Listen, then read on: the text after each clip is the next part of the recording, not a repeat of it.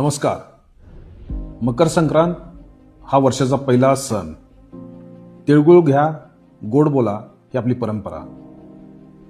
तिळगुळातील गोडवा आपल्या आयुष्यात आपला आनंद द्विगुणित करो हीच ईश्वरचरणी प्रार्थना. हा सण साजरा करत असताना आपण किंवा आपले नातेवाईक मुलांकडून पतंग उडवला जातो. हा पतंग उडवताना बऱ्याचदा नायलॉन मांजाचा वापर केला जातो. या नायलॉन मांजामुळे आत्तापर्यंत असंख्य घटना घडलेल्या आहेत.